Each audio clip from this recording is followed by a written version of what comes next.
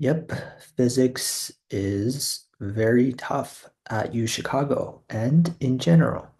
I just received my midterm exam for my quantum mechanics 2 class, and let's just say I didn't do quite well.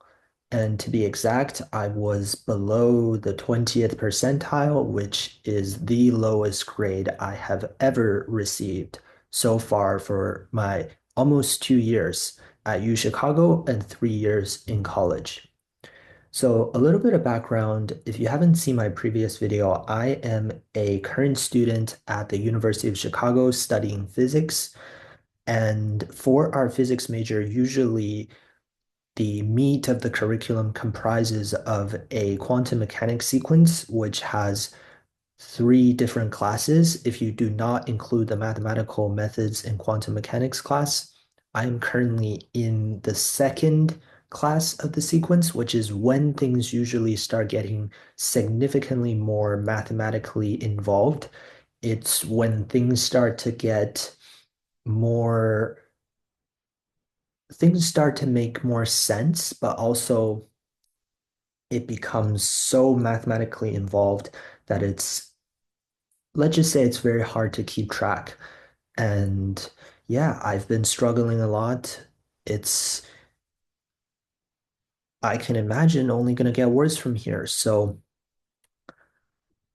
what should I say? I guess, what are my thoughts? I think yeah, I mean, I've worked extremely hard for this class, and I think this is one of those instances where there is not necessarily a lack of preparation, but a misalignment between what I had prepared and what the exam test us on. So a little bit of, background about what we're currently studying. So the second quarter of the QM sequence is mainly focused on different physical systems.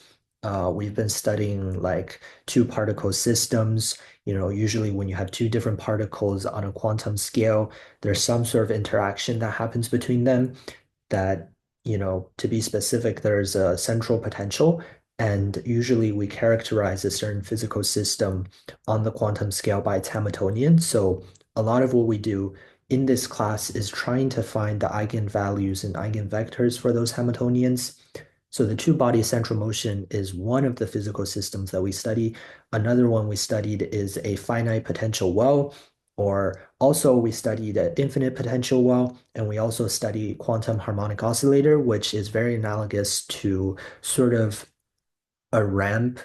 If you have a position on the x-axis and potential on the y-axis, then you have a parabola-shaped curve that represents the potential when you vary the position. So we're studying physical systems that are analogous to that on the quantum scale. And the problem with each of these physical systems is that in order to study them, you have to introduce a lot of mathematical tools. And these tools are extremely advanced, and it takes a lot of, let's just say, proof in order to get to a point where you have either a solvable differential equation or some sort of, you can piece some asymptotic approximations together and use some solutions that previous mathematicians and physicists came up with to solve the solution indirectly. And in order to get to that point where you can solve those equations, it takes a lot of work. So you have to study those proofs. But I guess where the misalignment happened was I spent a tremendous amount of time studying how to get to those points, but less time actually being able to apply the results of those proofs to physical problems. And I think it was because of this misalignment that caused me to perform so poorly on this exam. And I guess the purpose of making this video is that, I want to tell people that college, and especially if you're studying in any field, it doesn't matter if it's economics or STEM fields, even in humanities, it's a totally different set of humanities issues we can go into. But with physics, sometimes it's not how hard you study, but whether you are lucky in the sense that what you studied happens to be what the professor prioritizes, or wants the test. And that takes a lot of experience and just knowing what is going to be tested. And that's something that, you can either get by being lucky or you can just accumulate over the years. And that's one of the skills I think I am not very good on. I'm very good at memorizing different solutions and different paths to arrive to the solutions. But if you change the question slightly, or if you prioritize something different than what I expect, then I would do dramatically worse compared to other people. So that's one of the things it's like, especially in college, it's different in high school because you're not judged based on how well you, or rather how hard you study, but on sometimes it could be as random as just how lucky you are. Maybe you study 10 different concepts and there's one concept that you didn't study that ended up being on the test, and that question was worth 50% of the grade. Then you're completely bombed. Whereas if you had studied that one topic that happened to be on the exam and left out the other 10, then you got 100%. So there's a lot of random chance, and what I want to say is don't be too hard on yourself because there's this disconnect sometimes between how well you do and how much you study. That said, you can always try to prepare for every possibility under the sun, but I think that's extremely difficult, especially in a field like physics, because it's just so many variables and so many, different things you have to take into account. And sometimes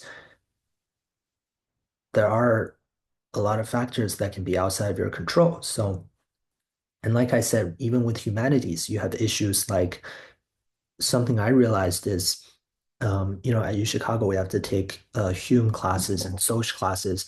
And a lot of the times I could spend, 30 minutes writing up a final essay and the professor happens to like it. And then I get 100%, highs in the class.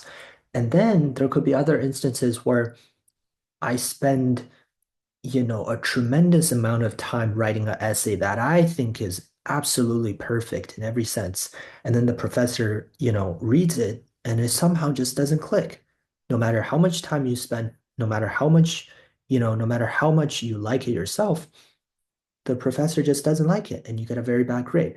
So I think the important thing to keep in mind is college is different from high school. You're not going to be getting exactly what you want. You're not going to be getting, let's say you give it 200% input. Sometimes you get, a 20% output. Sometimes you give it a 20% input and you get a 200% output. College can be very unpredictable.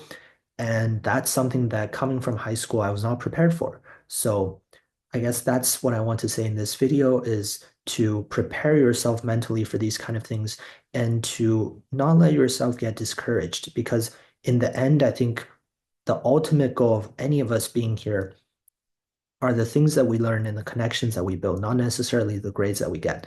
That said, given everything else stays the same, we want to get as high of a grade as possible, but sometimes factors outside of our control. So that's all I wanted to say. Thank you.